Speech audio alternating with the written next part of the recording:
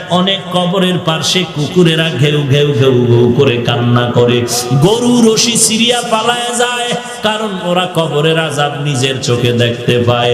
আল্লাহর নবী বলেন, আমি একদিন জান্নাতুল বাকির মধ্যে হাঁটতেছি আর দোয়া করতেছি, হঠাৎ করে গিয়া দেখি একটা কবরের মধ্যে আল্লাহ দেখায় দিলেন আযাব চলতেছে একটা যুবকের কবরে। আমি এই যুবকের কেন আযাব হয় আল্লাহর থেকে জানতে চাইলাম। আল্লাহ বললেন, ও মায়ের সাথে বেয়াদবি করেছে। আমি নবী ঠিকানা নিয়ে আল্লাহর থেকে ওই যুবকের মা বেঁচে আছে কিনা সাহাবায়ে কেরাম দিয়ে খবর নিলাম। খবর নিয়ে দেখলাম তার মা এখনো বেঁচে আছে। আমি নবী ডাকিয়া পাঠাইলাম, ওই মহিলা খবর দিল আমি যাব না। আমি বললাম, বলে দাও তার সন্তানের কবরে আযাব হয় যেন মাফ করে দেয়। ওই মা বলে, না না, আমার সন্তানের আমি কখনো মাফ করব না। রাহমাতুল লিল আলামিন তাকে ডাকিয়া আনলেন, এরপরে বললেন, তোমার সন্তানের কবরে আযাব হয় মাফ করে দাও। বলে, না আমি মাফ করব না। নবীজি বললেন, তো আগুনে জ্বলবে, তুমি কি মেনে নাও? বলে, হ্যাঁ, আমার কোনো আফসোস নাই। কারণটা কি? বলে, আমার সন্তান একদিন ঝগড়া করে বউয়ের সাথে তর্কর কারণে বউয়ের মায়ায় পড়ে আমি মায়ের সাথে এমন তর্ক জড়ায় দিল, একটা ইটা নিয়ে আমার মাথার উপরে আঘাত করলো, আমি জমিনের মধ্যে পড়ে গেলাম। আমার মাথার রক্ত বের হয়ে জমিন লাল হয়ে গেল। আমি এমন কান্নায় দুর্বল হয়ে গেলাম, আমার এই কষ্ট জীবনে আর অন্তর থেকে মুছবে না। আমার সন্তানের কোনো ক্ষতি হোক এটাও আমার জানারও দরকার নাই। নবী তো রাহমাতুল লিল আলামিন। আল্লাহর নবী বলেন সাহাবাদেরকে তাড়াতাড়ি কেরোসিন আর লাকড়িয়ানো আগুন জ্বালাইয়া উপরে উঠাইয়া সন্তানের জ্বালায় দিও। নবী যখন আগুন জ্বালায়, নবী তাকায় দেখে মহিলার চোখ থেকে পানিগুলো বের হয়ে গেল। ডাক দিয়া কয়, ও নবী, আমার সন্তানের এই আগুনে জ্বালাইবেন না। আমার সন্তান হাজারো যদি অন্যায় করে, আমি নিজের চোখে তাকাইয়া সন্তানের কষ্ট সহ্য করতে পারবো না। এর নবীর উম্মতের দল, আল্লাহর নবী বলেন, আল কবরু রাউযাতুম মির রিয়াজিল জান্নাহ আও হুফরাতুম মিন হুফারিন নার। এর নবীর উম্মতের দল, আল্লাহর মুহাব্বত নিয়ে তওবা করে নাও। আল্লাহ তাআলা বলেন, কত বড় বড় বেঈমানকেও তো আমি আল্লাহ ক্ষমা করে মাফ করে দিয়েছি। তোমরা অন্যায় যদি করিয়া থাকো, চোখের পানি ছেড়ে কান্না করো, তওবা করো। আল্লাহর নবী বলেন, গাভীর ওলান থেকে দুধ বের করে ভেতরে যেমন ঢুকানো আর সম্ভব না, যারা আল্লাহর মহব্বতে তওবার নিয়তে গুনার ভয়ে চোখের পানি ছেড়ে কাঁদবে, ওই বান্দাকে আর জাহান্নামে দেওয়াও সম্ভব হবে না। আল্লাহ তাআলা সৃষ্টির শুরুতেই টানায় দিয়েছেন, নিচের থেকে একটা খুঁটিও নাই, উপর থেকে একটা রশি দিয়া টানাও নাই। কে এমন সুন্দর করে টানায় রাখলেন? ও আল্লাহর বান্দা, চিন্তা করে দেখবা, এর পেছনে একজন বাহক আছে, একজন মালিক আছে। তিনি কে? তিনি আমার আল্লাহ। অতএব মাথা যদি নতই করতে হয়, ওই আল্লাহর কাছে মাথা নত করো। এরে নবীর উম্মতের দল, আমার নবীর মতো নবী নাই, আমার নবীর মতো আর কোনো আশেক নাই, আমার নবীর মতো আর দামি কেউ নাই। দুনিয়াতে সব নবী এক পালায় দিনে আমার নবীর তুলনা হবে না। আমার নবীর মতো কোনো মুহাদ্দিস মুফতি মুফাসসির নাই, আমার নবীর মতো কোনো পীর আউলিয়া গাউস কুতুব আফদাল নাই। আমার নবীর সমতুল্য জমিনে কোনো উদাহরণই চলবে না, উদাহরণই চলবে না। সেই নবী আমার রবিউল আউয়ালের 12 তারিখ ইন্তেকাল। রবিউল আউয়াল মাসের সোমবার দিন সুবহ সাদিকের সময় আসলেন। অন্য এক সনের রবিউল আউয়ালের 12 তারিখ রাতের তাহাজ্জুদের টাইমে রাসূলের ইন্তেকাল হয়ে গেল। দিনটা ছিল সোমবার, মায়ার নবীর ইন্তেকাল হলো সোমবার রাত। জোহরের আগে ইন্তেকাল হলো, বুধবার দিন তাহাজ্জুদের সময় দাফন হয়ে গেল রওজা পাকে। মায়ার নবী এত অসুস্থ হইয়াও নামাজের জামাতে হাজির হয়ে গেছেন, নামাজ বাদ দেন নাই। মদিনার নবী বলেন, উম্মতের দল, মুমিন আর বেঈমানের মধ্যে ব্যবধান হলো নামাজ। বেঈমানেরা নামাজ পড়ে না, মুমিনেরা নামাজ ছাড়ে না। मकुन सुस्ती नमाज़े पंजगाना फवैलुल लिल मुसल्लीन अल्लज़ीना मोमिनारा इनमाज़े इमदादे दा इस्ताईनु आयते कुरआन बखा आयते कद अफलहारा यादकुन गौर कुंदर मानी आज दिल सादिकुन। মদিনার নবী জানায় দেয়, ও নবী উম্মতেরে বলে দেন, আল্লাহ জানায় দেয় নবী আমি আপনাকে এত মহব্বত করি। ঈসা নবী আমার পাগল, মুসা নবী আমার আশেক, ইব্রাহিম নবী আমি আল্লাহর আশেক। অল টাইম আমি আল্লাহকে পাওয়ার জন্য কান্না করি, আমি আল্লাহর সাথে মোলাকাতের জন্য মুসা নবী তুর পাহাড়ে দৌড়ায়। ও নবী জানেননি সব নবীরা আমি আল্লাহর আশেক, আর আমি আল্লাহ নিজে হলাম আপনি মুহাম্মদের আশেক। আমি আপনারে কতটা ভালোবাসি নবী জানেননি। আম্মা অন্য ও নবীদের হায়াত ছিল অনেক বেশি, উম্মতের হায়াত লম্বা। 1000 বছর পর্যন্ত ইবাদত করছে, 100 বছর পর্যন্ত ইবাদত করছে উম্মতেরা। আপনার উম্মতেরে আমি হায়াত কমাইয়া দিলাম, তবে বরকত অনেক বাড়ায় দিয়েছি। আপনার উম্মতেরা যদি 5 বেলার নামাজ সঠিকভাবে আদায় করে নেয়, আমি আল্লাহ 5 ওয়াক্ত নামাজের সওয়াব দিব না, 50 ওয়াক্ত নামাজের সওয়াব দিয়ে দিব। কেন? আপনার উম্মত হওয়ার বরকতে। ও নবী আপনার উম্মতেরে জানায় দেন, উম্মতেরা এশার নামাজ যদি পড়ে ঘুমায় যায়, ঘুম থেকে উঠে যদি ফজরের 4 রাকাত নামাজ পড়ে, রাতের বেলা ঘুমাইয়া যেই সময়টা কাটাইলু ওই সময়টা অনেকের পাল্লায় ওজন দিয়ে দিব। আপনার উম্মতেরে এত সুযোগ আমি দিলাম, কোন নবীর উম্মতেরে আমি আল্লাহ এত সুযোগ দেই নাই। গোটা জমিনটা আমি আল্লাহ যায় নামাজ বানায় দিলাম শুধু আপনার উম্মতের জন্য। উম্মতেরা যেখানে নামাজ পড়বে সেখানে কবুল হয়ে যাবে। ও নবী জানায় দেন, আপনার উম্মতেরা নামাজ পড়ার জন্য যখন আল্লাহর ঘরে আসবে, আইসা দেখবে আসরের নামাজ পড়তে আসলাম, এখনো 5 মিনিট সময় বাকি জামাত শুরু হওয়ার জন্য। উম্মত চুপচাপ বসে আছে, কোনো কথা বলে না। আল্লাহ কয় ফেরেশতারা, আমার মায়ার নবীর উম্মতটা বসে আছে কেন? বলে আসরের নামাজ পড়বে, টাইম কত আছে বাকি? কয় 5 মিনিট। কয় আমল নামায় লেখ, আল্লাহর নবীর উম্মত এখনো নামাজ পড়তেছি। নবীর বরকত আর কিছু না রে বাবা। সেই নবীর জন্য জঙ্গলের সমস্ত প্রাণীরা পাগল। আমার নবী খেজুর গাছের সাথে ট্যাক লাগাইয়া খুতবা পড়তেছেন, মিম্বর তৈরি হয় নাই। হঠাৎ করে মিম্বর যখন তৈরি হয়ে গেল, নবী তখন গাছের ট্যাক লাগানো বন্ধ করে দিলেন। হাদিস শরীফে আছে, সাহাবায়ে কেরাম বলতেছেন ওই গাছ খেজুর গাছের ট্যাক লাগানো মেম্বরটা নবী যেখানে ট্যাক লাগায় মেম্বর বানাইয়া খুতবা দিতেন, ওটা যখন বাদ দিল, মানুষ কানলে যেমন আওয়াজ হয় ওই কাঠের থেকে তেমন কান্নার আওয়াজ আসতেছে। নবী আইসা কয়, নবী ও গাছ কেন কান্না করো? আপনার জন্য কান্না করি। কি চাও? কয় নবী চাই মানুষের মতো আমার জানাজা পড়াইয়া এখানে দাফন করে দিবেন, আর হাসরের ময়দানে আমি আপনার সাথে জান্নাতের ময়দানে থাকতে চাই। উস্তুনে হান নানা আজ হজরে রসুল নালামি জাদা হাম চুয়ার বাবু। একটা গাছ আমার নবীর বিরহের বেদনায় কান্না করে। এরে নবীর আশেক, আল্লাহর নবীর কেমন আশেক হইলা রে বাবা।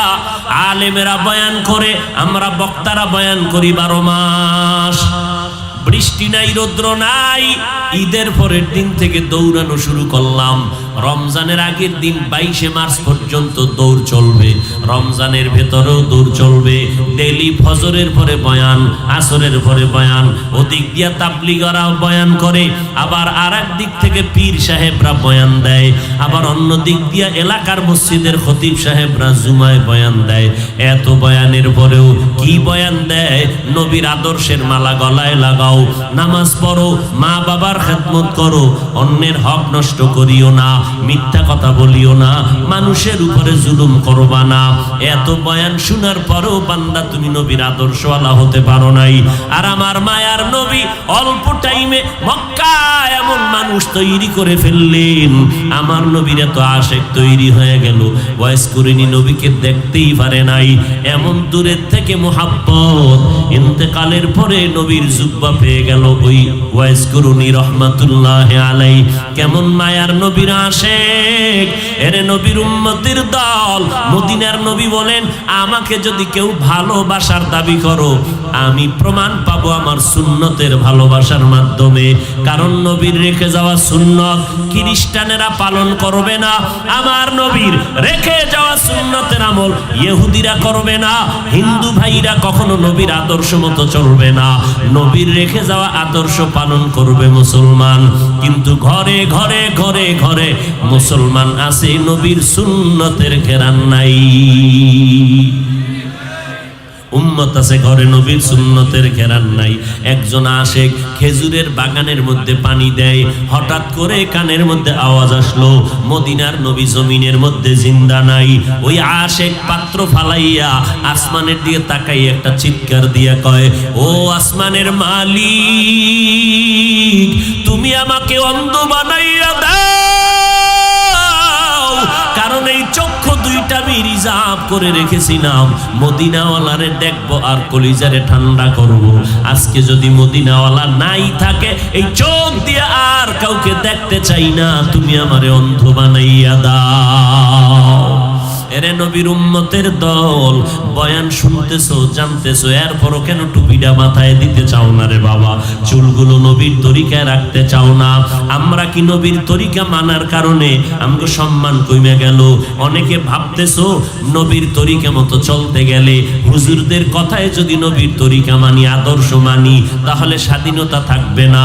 একটু চিন্তা করেন রে ভাইজান, আল্লাহ মানুষকে আকল দিছে, বিবেক দিছে, গরু ছাগলের আল্লাহ বিবেক বুদ্ধি দান করেন নাই।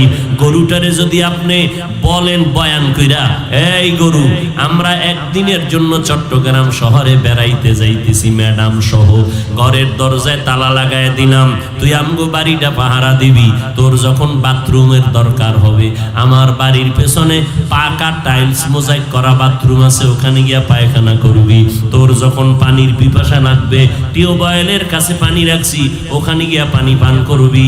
গরুটারে আধা ঘন্টা বয়ান করলে শুনবেন? এই বুদ্ধি গরুরে আল্লাহ দেয় নাই। আল্লাহ তাআলা না দেখিয়া বুঝার মতো ক্ষমতা আল্লাহ মানুষকে দান করেছেন। ও আল্লাহর বান্দারা, ও কলিজার যুবকেরা, একটু মেধা খাটাইয়া চিন্তা করো। তোমরা আজকে নবীর তরিকা যারা জবাই করলা, দাবি করো নবীর মোহাব্বতের আশেক। আমরা যারা নবীর তরিকা মানলাম, আমি তো দেখতেছি বিন্দু থেকে বিন্দু আমাদের স্বাধীনতা নষ্ট হয় নাই। নজর করে দেখো রে যুবক, তোমরা নবীর তরিকা বাদ দিয়া যেমন 3 বেলা খানা খাও, আমরাও 3 বেলা খানা খাই, বরং আমরা ভালো খাই এবং পিওর খানা খাই, আমাদের খাওয়ায় ভেজাল নাই। এরপরও যদি কেউ ভেজাল দেয়, কোরআনের আয়াত পইরা খাই, ওই খানা আর ভেজাল থাকে না। এরে নবীর উম্মত, তাহলে বলো, তুমি নবীর তরিকা বাদ দিয়া ব্যবসা করো, স্বাধীনভাবে চাকরি করো। আমরা নবীর তরিকা ঠিক রাখিয়াও তো ব্যবসা করি, চাকরি করি। আমাদের লাইনে কি নবীর তরিকাওয়ালা ব্যবসায়ী নাই? অভাব নাই। ও বান্দা, তুমি নবীর তরিকা বাদ দিয়া আজকে তুমি চাকরি করো, ব্যবসা করো। আমরা নবীর তরিকা ঠিক রাখিয়া চাকরি করি, ব্যবসা করি। আর্মি চাকরি করে, আমার কাছে এসে দোয়া নিয়ে কয়, হুজুর দাড়িটা লম্বা করে দিলাম, 5 বেলার নামাজ পড়ি। স্যারে কয়, দাঁড়িয়ে তো লম্বা করা যাবে না। আর্মির অফিসারকে বললাম, স্যার চাকরিতে রাখবেন আলহামদুলিল্লাহ, না রাখবেন আলহামদুলিল্লাহ, কিন্তু নবীর তরিকারে জবাই করতে পারবো না। এরে নবীর আশেক, আপনারা নবীর তরিকা বাদ দিয়া বিয়া শাদী করলেন, সন্তান নিলেন। আমরা নবীর তরিকা ঠিক রাইখা বিয়া শাদী করে সন্তান নিলাম। আপনারা নবীর তরিকা বাদ দিয়া দেশ বিদেশ স্বাধীনভাবে সফর করেন, মন চাইলে কক্সবাজার দৌড়ান, মন চাইলে দেশ বিদেশ দৌড়ান। আমরা নবীর তরিকা ঠিক রাখিয়াও তো স্বাধীনভাবে কক্সবাজার যাই। আমাদের লাইনের মানুষগুলো তো দেশ বিদেশ সফর করে। একজনে পারলে বুঝে থাকলে সাহস নিয়ে বলেন, আমাদের নবীর তরিকাওয়ালাদের থেকে কত পয়েন্ট আপনারা সম্মানে আছেন? নাই নাই নাই। বরং কসম, এই জমিনের মধ্যে আলহামদুলিল্লাহ নবীর তরিকাওয়ালারাই সর্বোচ্চ সম্মানে আছে এবং শান্তিতে আছে। চেয়ারম্যান সাহেব দেখা হলে কয় সালাম হুজুর দোয়া চাই, এমপি সাহেব দেখা হলে কয় সালাম হুজুর দোয়া চাই, মন্ত্রী মহোদয় দেখা হলে কয় সালাম হুজুর দোয়া চাই। এরে বাবা, টাকা দিয়ে তো দোয়া পাওয়া যায় না, এর থেকে আর বড় সম্মান কি চাও রে মুসলমান? নবীর তরিকা মানার কারণে আমার চাকরিও যায় নাই, লেখাপড়াও বন্ধ হয় নাই। কত ডাক্তার, ইঞ্জিনিয়ার, প্রফেসর, সাংবাদিক, উকিল, ব্যারিস্টার, পাঁচ বেলার নামাজি অভাব নাই। তোমার মতো বান্দা জীবনে মাদ্রাসায় পড়ে নাই, ইংরেজি লাইনে পড়লো, সাধারণ লাইনে পড়িয়া পাঁচ বেলার নামাজি, র্যাব, আর্মি, পুলিশ, বিডিআর এর চাকরি করে অভাব নাই। রাস্তায় গাড়ি চালায়, পাঁচ বেলার নামাজি অভাব নাই। তোমার আমার মতো বান্দা চট্টগ্রাম শহরে কোটি টাকার মালিক, ব্যবসা করে, কিন্তু এক বেলার নামাজও বাদ দেয় না। নিজের অন্তরকে জিজ্ঞাসা করো, বাবা তুমি কেন পারলা না রে বাবা? আল্লাহর কোরআনটা কি মিথ্যা মনে করেছো? নবীর কথাগুলো কি মিথ্যা মনে করেছো? আমার নবী কেমন মায়ার নবী, 63 বছর জীবনে একটা ভুলেও মিথ্যা কথা নবী কখনো বলেন নাই। কেমন মায়ার নবী, একজন নেতার নাম পারলে দাঁড়াইয়া বল, যেই নেতায় জীবনে মিথ্যা কথা বলে নাই। বরং মিনিটে মিনিটে মোবাইলটা কানে লাগাইয়া মিথ্যার চর্চা করো, আর ঘরে থাইকাও কয় আমি জমিনের মধ্যেই নাই। وما أرسلناك إلا رحمة للعالمين। আমি আমার নবী বন্ধু, আল্লাহ বলেন ওয়ামা আরসালনাকা, হে নবী আমি আপনাকে প্রেরণ করি নাই, ইল্লা, হ্যাঁ করেছি, রাহমাতাল লিল আলামিন, গোটা জগৎ সমূহের জন্য রহমত করে। জগৎ সমূহ বোঝা গেল, জগৎ অনেক, রুহের একটা জগৎ, মায়ের গর্ভের একটা জগৎ, দুনিয়ার একটা জগৎ, কবর একটা জগৎ, হাসরের ময়দান একটা জগৎ, জান্নাত ও জাহান্নামের ভেতরের একটা জগৎ। সব জগতের জন্য আল্লাহ বলেন আমি নবীকে রহমত করে পাঠাইলাম। আমার নবী রুহের জগতেও রহমত। আল্লাহ যখন বলেছিলেন সব রুহদেরকে জমা করে এক জায়গায়, সব আত্মা এক জায়গায়, আমরা সবাই ছিলাম। আল্লাহ বলছিলেন আলাস্তু বিরব্বিকুম, আমি কি তোমাদের রব না? কোন আত্মার কোনো জবাব নাই। সর্বপ্রথম আপনার আমার নবীর আত্মা থেকে জবাব আসলো বালা, হ্যাঁ আল্লাহ আপনি আমাদের রব। নবীর আত্মার জবাবের পরে অন্য অন্য আত্মা, মুমিনের আত্মাগুলো বলল বালা, হ্যাঁ আপনি আমাদের রব। নমরুদ, ফেরাউন, কারুন, সাদ্দাত, বেঈমান যারা ছিল এরাও বলেছে বালা আপনি আমাদের রব। আল্লাহ কয় তুই জানি, আমি আল্লাহ জানি তোরা আমার রব যে বলছে এটা অন্তর থেকে না, এটা তোর বাস্তবে আসবে না, তুই দুনিয়াতে গিয়ে আমার বিরোধিতা করবি। অতএব এখন এই অ্যানসারের উপরে তোর কোনো নাম্বার নাই, জমিনের মধ্যে গিয়া পরীক্ষা দিয়া নাম্বার উঠা। পরীক্ষার হলে বয়া নিজে অনুভব করতে পারবি কত নাম্বার পাওয়ার যোগ্য। এজন্য আল্লাহ তাআলা জমিনের মধ্যে পরীক্ষা দেওয়ার জন্য পাঠাইলেন। পরীক্ষা দেওয়ার জন্য লেখাপড়া লাগে, ওস্তাদ লাগে, ছাত্র লাগে, শিক্ষক আমার আল্লাহ রুহের জগতে, ছাত্র আমরা সব আত্মা।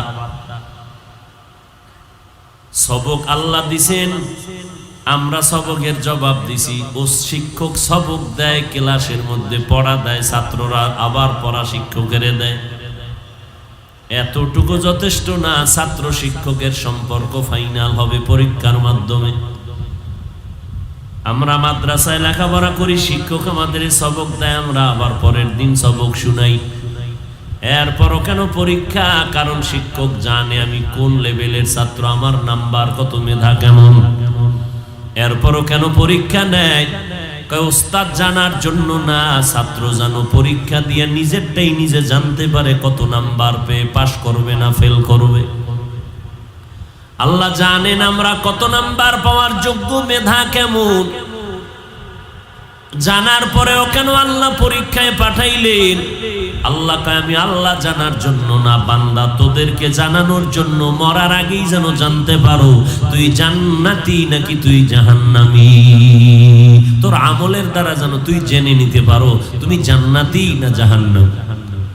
অনেকে বলে কে জান্নাতি কে জাহান্নামী, এটা আল্লাহ জানে। কেন? আল্লাহ কোরআনে বলে দিছেন না কে জান্নাতি জাহান্নামী? তো কোরআন পড়লে তো আমরাই বলতে পারি এই লোকটা জান্নাতের যাত্রী, এই লোকটা জাহান্নামের যাত্রী। আল্লাহ কোরআনে বলে ইন্নাল আবরারা লাফি নাঈম ওয়া ইন্নাল ফুজ্জারা লাফি জাহিম। নেক আমল যারা করবে তারা জান্নাতের পথিক, যারা গুনাহ করবে তারা জাহান্নামের পথিক। এবার নেক কোনটা গুনাহ কোনটা? কয় হুজুরের ফতুয়া জিজ্ঞানার আগে নিজের মন অন্তর মুফতিরে জিগাও। মন মুফতি, তোমার অন্তর হলো বড় মুফতি। ইস্তাফতা কলবাক, তোমার আত্মা হলো বড় মুফতি সাহেব। তোমার অন্তরের জিজ্ঞাসা করো মায়ের যে গালি দিছো এটা গুনাহ না সওয়াব? অন্তরের জিগাও, হুজুরের ফতুয়া পড়ে নাও। হুজুর আছে কিছু টাকা খায় ফতুয়া টানবাম করবে, তোমার অন্তরের ফতুয়াটা আগে নাও। তুমি যে অন্যের হক নষ্ট করলে এটা সওয়াব না গুনাহ? তুমি চুরি করেছো, ডাকাতি করেছো, দুর্নীতি করেছো, এটা সওয়াব না গুনাহ? ছাত্রর গায়ে একটা থাপ্পড় মারছো, এটা কি পরিমাণ না কি পরিমাণ সওয়াব, কি পরিমাণ গুনাহ? অন্তরকে জিজ্ঞাসা করো। ও বান্দা তুমি নামাজ পড়ো না, তোমার অন্তরকে আগে জিজ্ঞাসা করো এটা ভালো করছো না খারাপ। মানুষের উপরে জুলুম করতেছো, অন্যায়ভাবে মানুষের হক নষ্ট করো, নিজের অন্তরের মুফতিটারে জিজ্ঞাসা করো এটা ভালো করলা না খারাপ করেছো। ও আল্লাহর বান্দা, নিজের অন্তর থেকে জবাব নেও। নেওয়ার পরে একটা অ্যানসার আসবে, তোমার মধ্যে অ্যানসার দিয়ে দিবে তুমি এটা অন্যায় করেছো। যারা মিথ্যা বলে ঘন্টায় ঘন্টায় হাজার হাজার মিথ্যা বলে, সেও জানে মিথ্যা মহাপাপ। যারা বেপরদায় চলে তারাও জানে বেপরদায় চলা মহাপাপ। সব পাপগুলো মোচন করে গোটা জমিনটাকে আল্লাহর নবী সুন্দর করার জন্য রহমত হয়ে জমিনে আসলেন। রুহের জগতে আমার নবী রহমত, মায়ের গর্ভে আল্লাহর নবী আমাদের জন্য রহমত, জমিনের মধ্যে আমার নবী রহমত। নারীদের জন্য নবী আলাদা করে রহমত, পুরুষের জন্য নবী আলাদা রহমত, বেঈমানের জন্য আমার নবী রহমত, মুমিনের জন্য রহমত। আমার নবী আসমানের জন্য রহমত, জমিনের জন্য রহমত।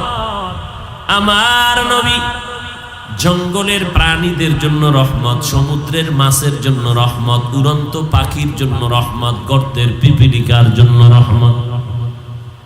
পিপিলিকায় নবীর আশেক, গর্তের সাপ আমার নবীর আশেক, জঙ্গলের প্রাণী নবীর আশেক।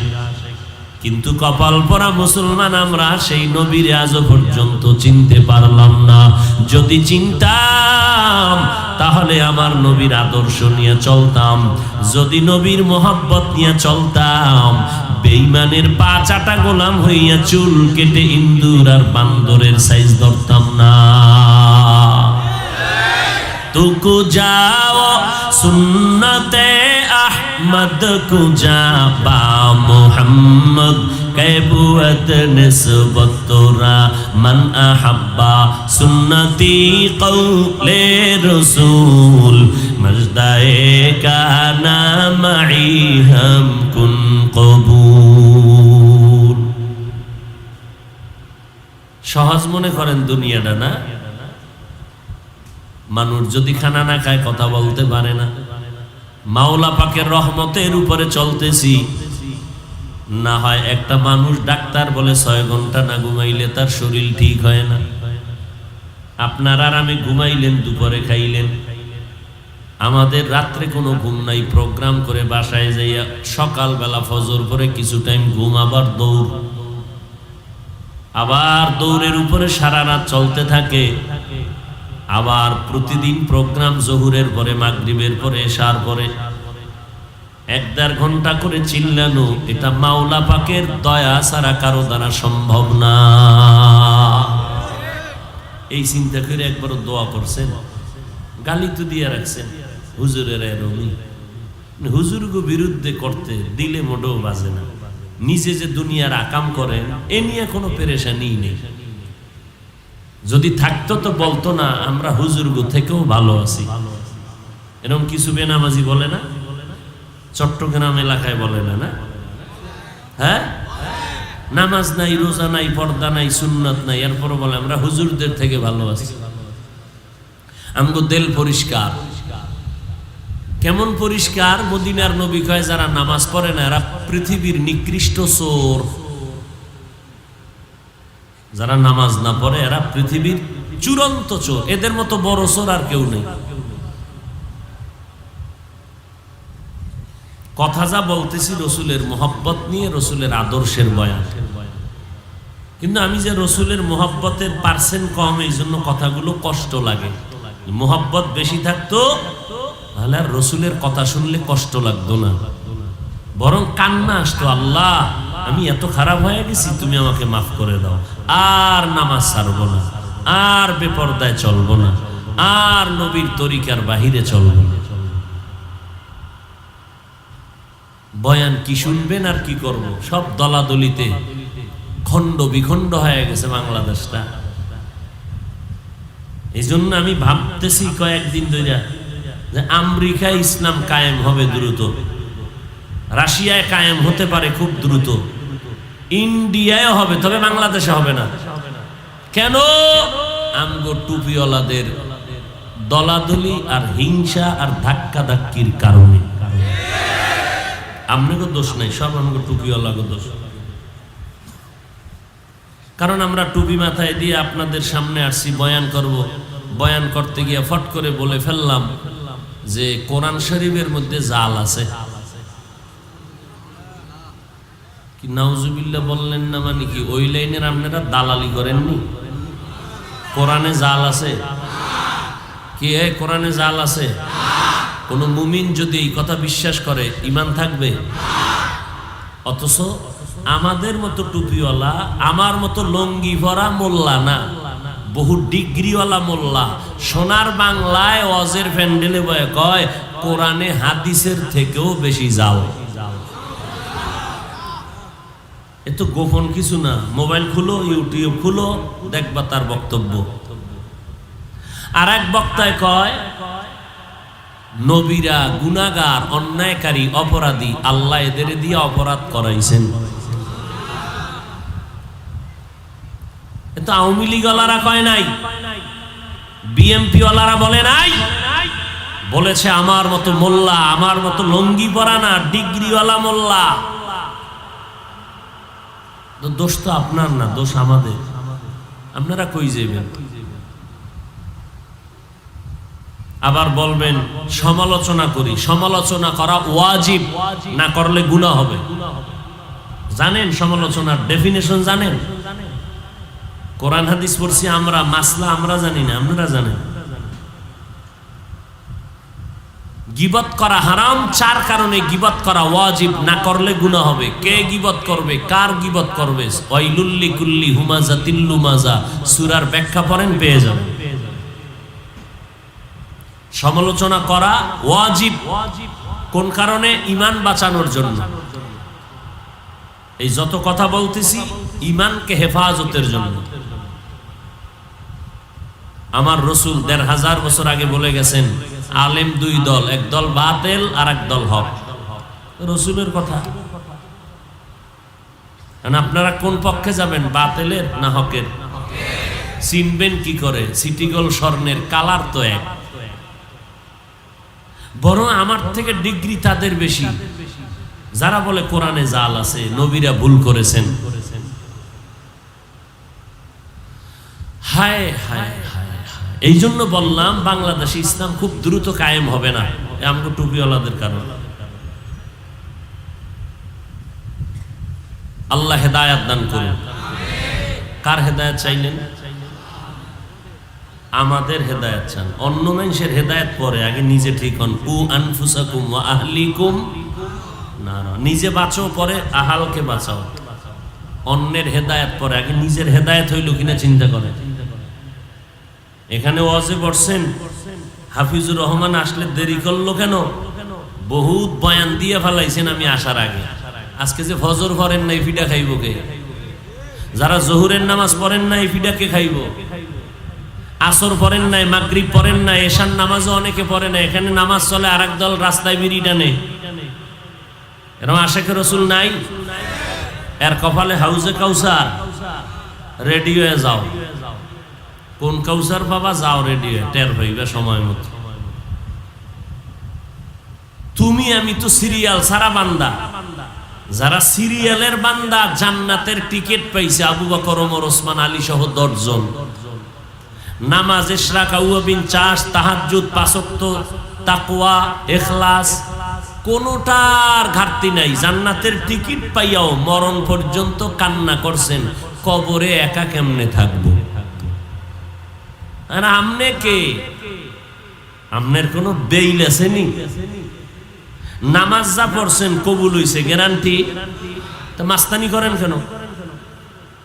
5 ওয়াক্ত নামাজ পড়ে বাহাদুরি করেন কেন? বেনামাজিরে দেখলে সিসি করে তাড়ান কেন? উচিত তো আপনার নামাজ যদি কবুল হয়ে থাকে তো দিল নরম হবে, বেনামাজির পাও ধরে মসজিদে ডাকবেন। আপনি সিসি করেন কেন? তাই না বুঝা গেল আপনার নামাজটা কবুল হইছে।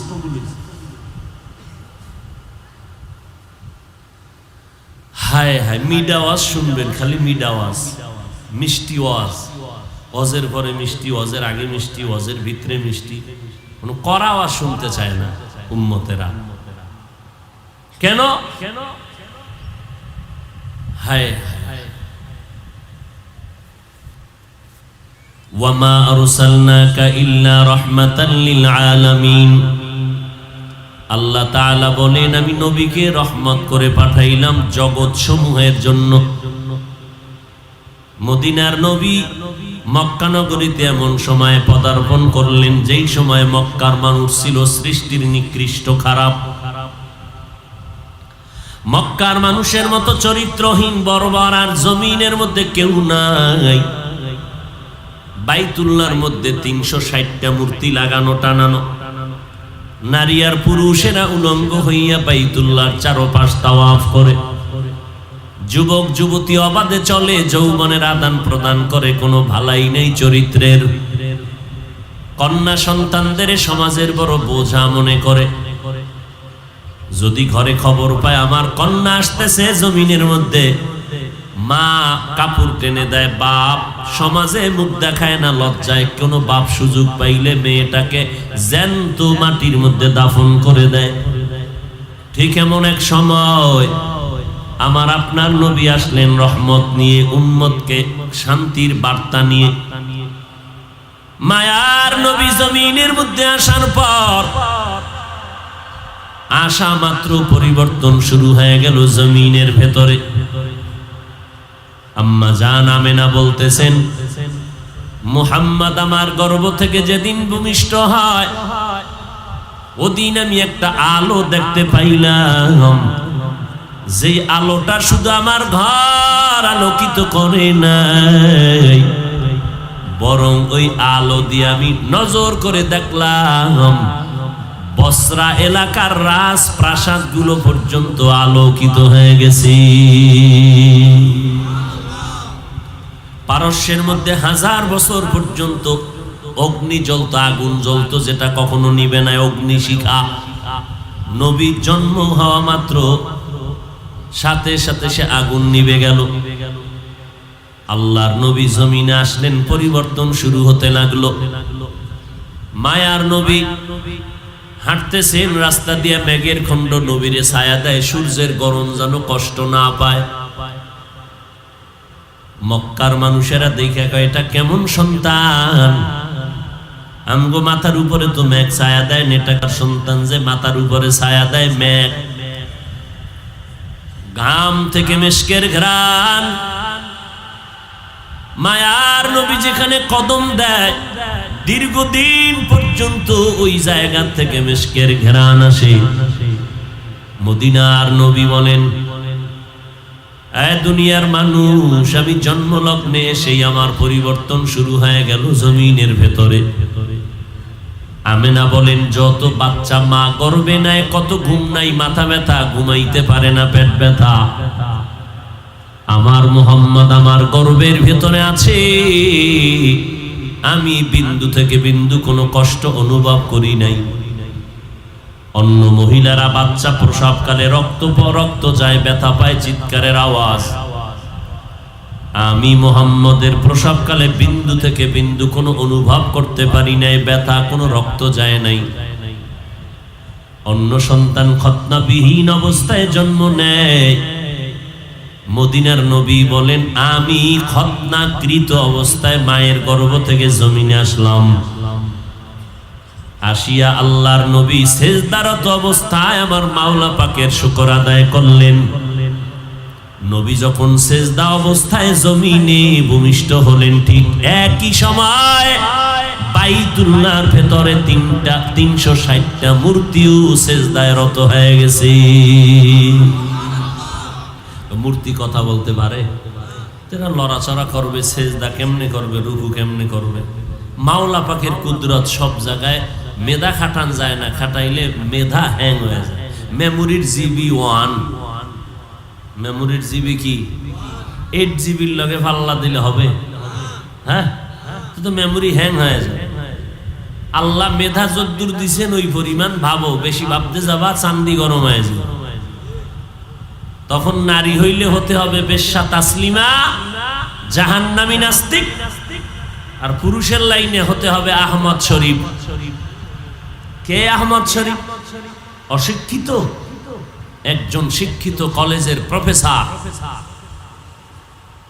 ক্লাসে গিয়ে কয়, ছেলে মেয়েরা আমারে চিনো? কয় চিনি। নাম জানো? কয় জানি। বল? কয় বলবো না, বেদবি। আহমদ ডেকে বলে, আমার নাম আহমদ শরীফ।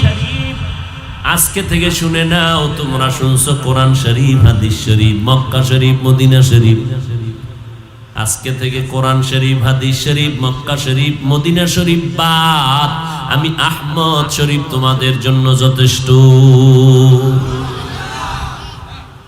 শিক্ষিত প্রফেসর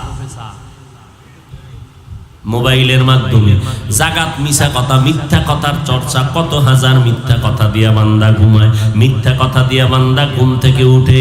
আমার এমন মায়ার নবী জীবনের 63 বছর হায়াতে একটা মিথ্যা কথা বলেন নাই। ওই আরবের বেঈমানেরা পর্যন্ত আমার নবীর সততা দেখা আল আমিনের উপাধি দিয়েছিল। ওই নবীর আদর্শের কারণে 1500 বছর পর আজ আমার নবীর আদর্শের কারণে এত সম্মান।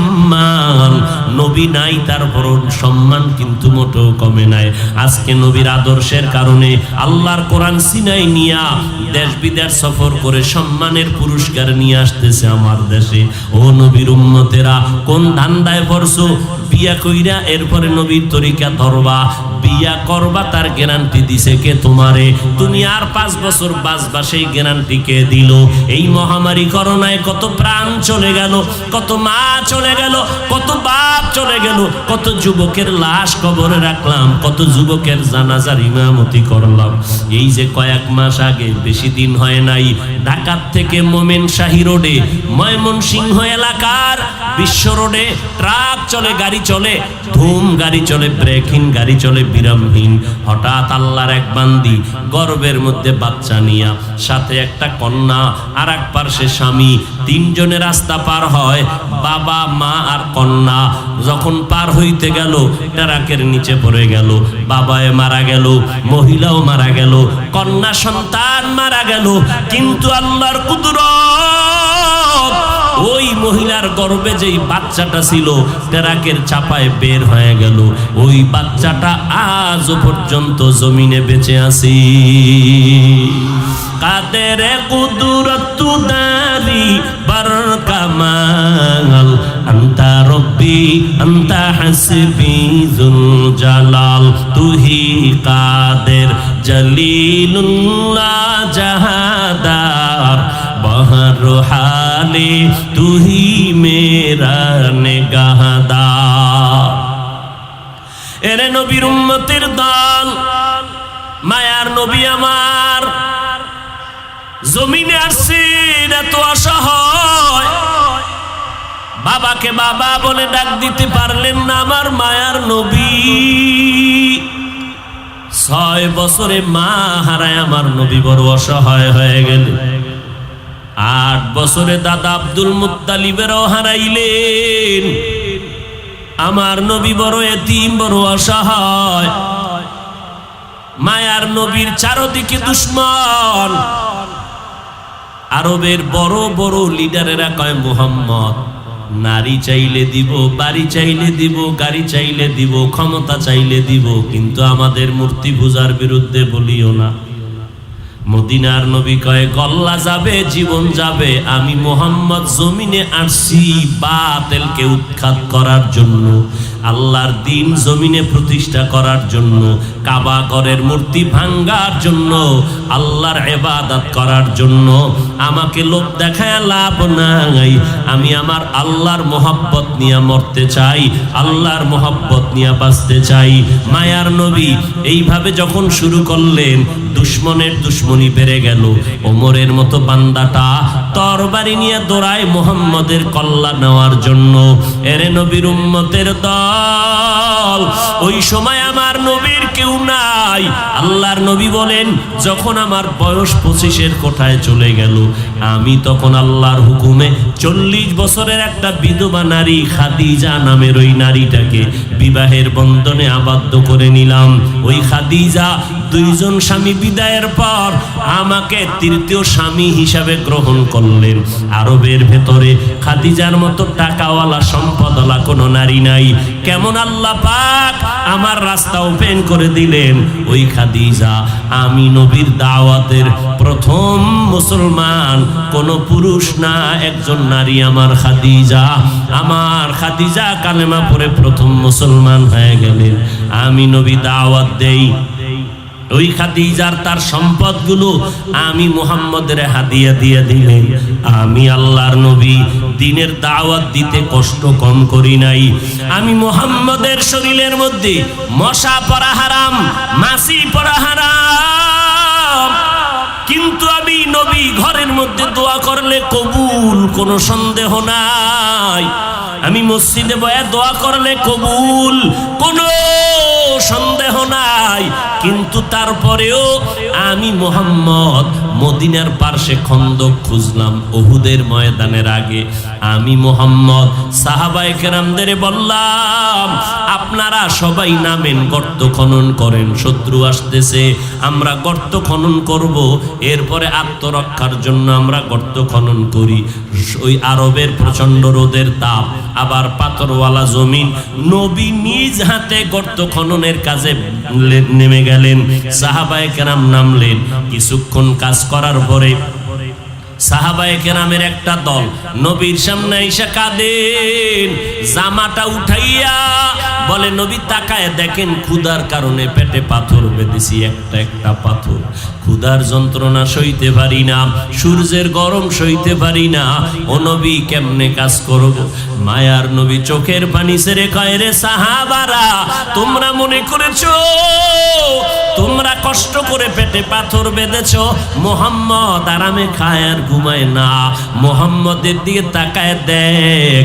মায়ার নবী জামাটা উঠাইয়া কয়, দেখ আমি মুহাম্মদ ক্ষুধার কারণে তোমরা পাথর বাঁধছো একটা, আর আমি পাথর পেটে বেঁধেছি 2টা। আমার পেটের ক্ষুধার নিবারণের কোনো রাস্তা নাই। আমি পাথর তোমাদের থেকে একটা পাথর বেশি পেটের মধ্যে বাঁধলাম দিন কায়েমের জন্য, দিন জিন্দা করার জন্য। যেই নবীর শরীরে মশা পড়ে না হারাম, আমার নবীর ঘাম, নবীর শরীর মোবারকের ঘাম থেকে মিশকের ঘেরান। ওই নবী তায়েফের ময়দানে গেলেন দাওয়াতের জন্য। কাফেরের বাচ্চারা পাথর যখন বৃষ্টির মতো মারতেছে, নবীর শরীরের মধ্যে পড়ে রক্ত পড়ে। আল্লাহ কয় জিবরাইল যাও, আমার মায়ার নবীর শরীরে মশা পড়ে না, মাছি পড়ে না, কিন্তু তায়েফের বেঈমানদের হাতের পাথরগুলো বৃষ্টির মতো পড়তেছে। আমার নবীর রক্ত পড়িয়া জুতা পায়ে আটকায় গেল। মায়ার নবী কাঁদেন আর মক্কার দিকে হাঁটতেছেন। আল্লাহ কয় জিবরাইল যাও, তায়েফের জমিন এখন উল্টাইয়া সব ধ্বংস করে দাও আমার নবীর অনুমতি নিয়া। জিবরাইল আইসা নবীরে ডাক দিয়া কয় নবী অর্ডার দেন, তায়েফের জমিনটা ধ্বংস করে দেই।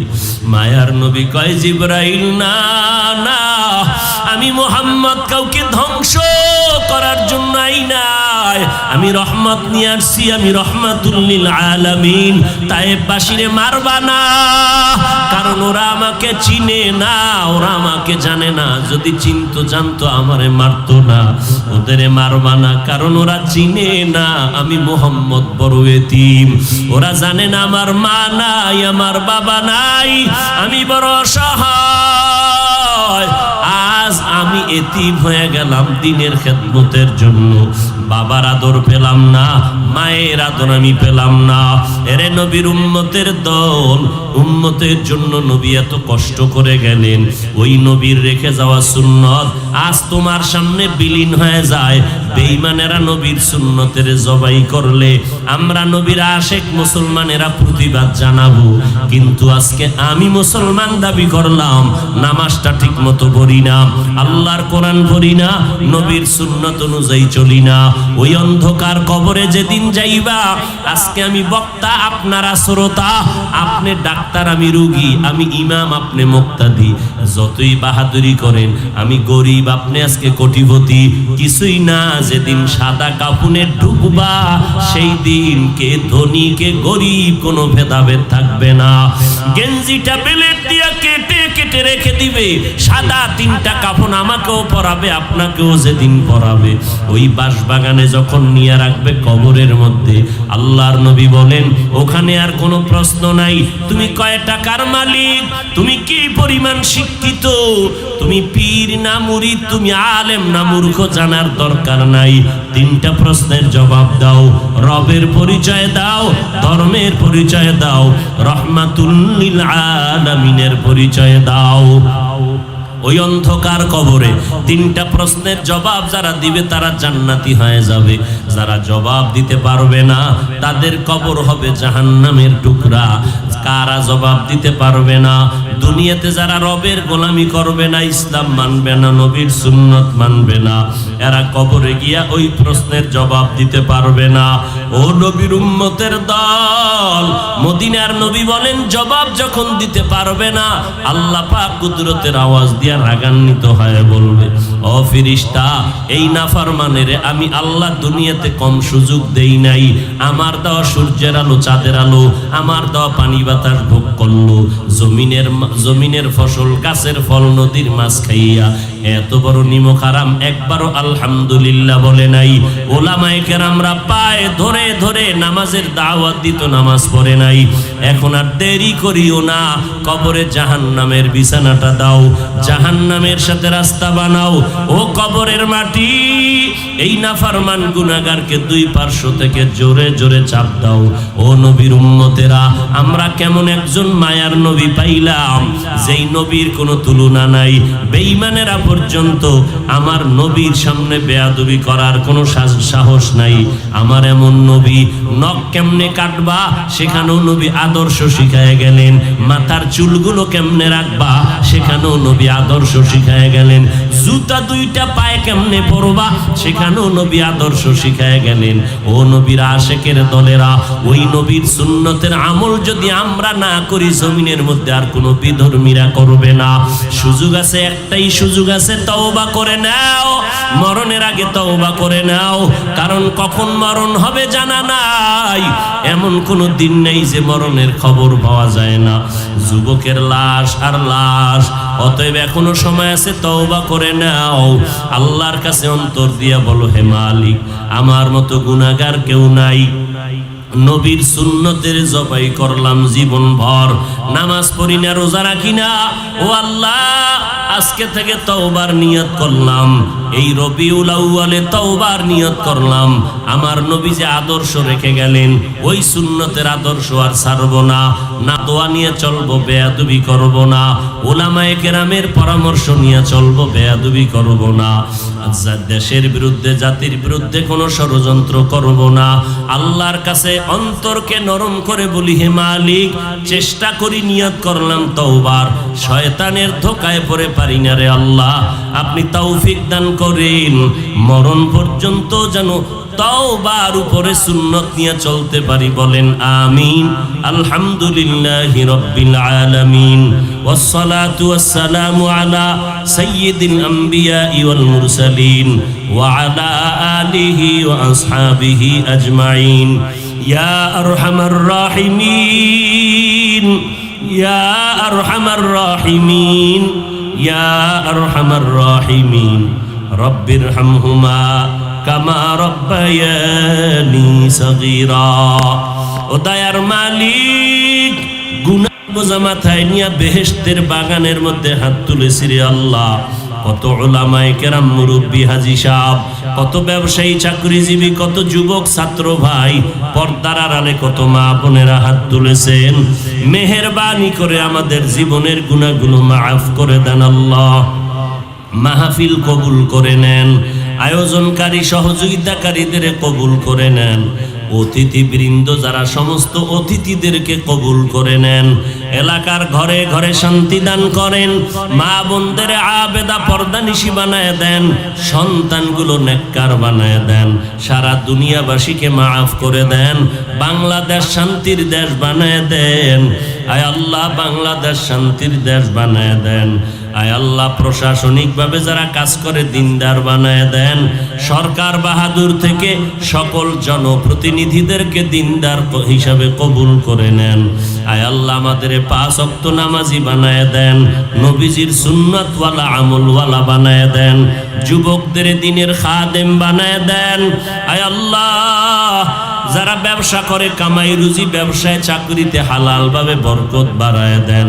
হারাম থেকে হেফাজত করেন। আয় আল্লাহ, সুন্নতের আমলওয়ালা জিন্দেগি দান করেন। নবীজির রওজা মুবারক বাইতুল্লাহ জিয়ারতের তৌফিক দান করেন। নবীজির মোহাব্বতে দিলের নেক আশা পূরণ করে দেন।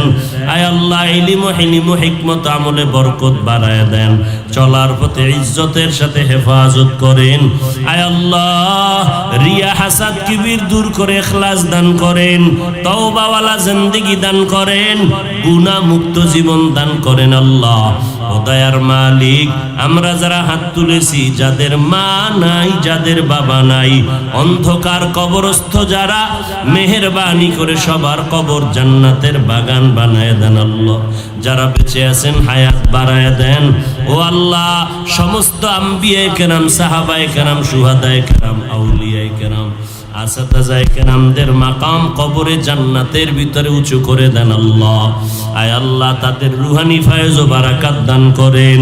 আয় আল্লাহ, মেহেরবানি করে আদবওয়ালা বিনয়ী জিন্দেগি দান করেন। হায়াতে বরকত বাড়ায় দেন। অসুস্থ যারা, সুস্থতার নিয়ামত বাড়ায় দেন আল্লাহ। আয় আল্লাহ, সমস্ত দ্বীনি খাদমাত গুলো কবুল করে নেন। মাদ্রাসা মসজিদ গুলো কবুল করে নেন। আয় আল্লাহ, যা প্রয়োজন